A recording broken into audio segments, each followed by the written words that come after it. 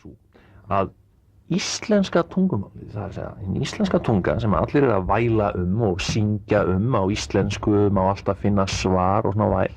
Þetta bara ekki rétt. Það er sem sagt að hérna, hún hefur nefnilega, íslenska tungan hefur ekki aðlagað sig sem sagt siðmenningu, skilur. Íslensk siðmenning ekki nema svona hvað, 50 ára gömul eða og tungumáli hefur ekkert fyllt í kjölfarið.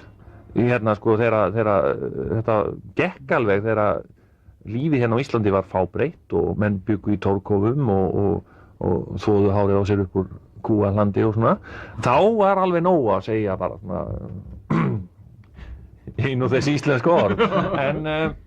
Góðan daginn og vertu blessaður. En núna er þetta orðið flóknara samfélag og þá þurfum við meiri svona fín orð yfir hinn og þessa hluti sem er kannski ekki hægt að finna annars staðar en í enskri tungu.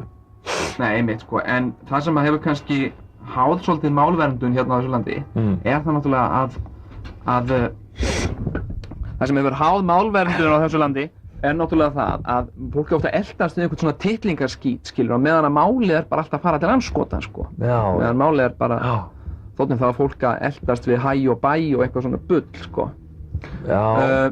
Og svo er hellingur orðum, skilur, sem fólk er að berjast með það sem eru löngu komin í málið og fara ekkert, sko. Þegar fólk er einu sinni búið að smakka á þeim, þá fara þau ekkert, sko. Finna blóðbragðið, sko.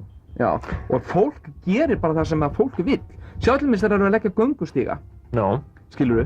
Það er lagðir göngustígar einhvers stað eftir einhverju formi, skilurðu, þannig að fólk labbi ekki inn á túnið, þó það sem ekki styttra að labba yfir túnið. Og eftir svona mánuð þá er komin svona göngustígur gegnum allt túnið, skilurðu. Fólk bara fer þangað sem fólk vill fara, skilurðu. Þó að það sé einhver aðrir að leggja þig línurnar, sko. Fólk gerir bara það sem er þægilegast.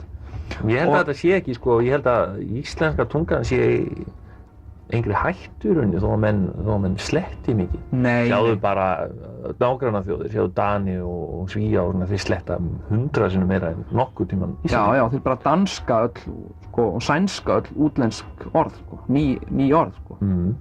Television verður bara television, sko, í Svíþjóðum. Og hérna, þeir eiga ekkert sjónvarp, sko. Nei, þeir eru ekkert sjónvarp. Þeir eru ekkert orðið. Sjónvarp, það er orð, það er eitthvað svona fínt nýyrði, skilur, sem er að festast í. Já, er löngu búið að festast, já. En ég held að þróunin verði það og ég held að það sé bara óumflýjanlegt, sko, að sem sagt enska tungan er að sækja á Íslandi og eftir að taka yfirhöndina eitthvað. Já, ég hef engar áhyggjur af því, Ég held að íslenska verði bara svona eitthvað sem verður á safni Árna Magnússonar. En þið verður líka maður verður að líta á það, sko, að enska tungan er miklu ríkari, það er miklu ríkari orðaforði, sko, heldur en nokkuð íslensku. Það er fullt af orðum sem þú getur bara ekki lýst á íslensku. Nei, í barnaskólum, eftir svona 100 ár, þá verða spilaðar upptökur frá svona 1940 til að leyfa krökkunum að heyra hvernig fólk talaði á Íslandi. 1940. Ég vissum að þú farið nú aðeins of langt í þessari framtíðarsýn Nei, ég geng ekkert of langt. Og mér finnst að við mættum bara að fella íslenskuna í gildi sem full öfgakennd skoðun en ég held við séum samt að tala sama tungumál.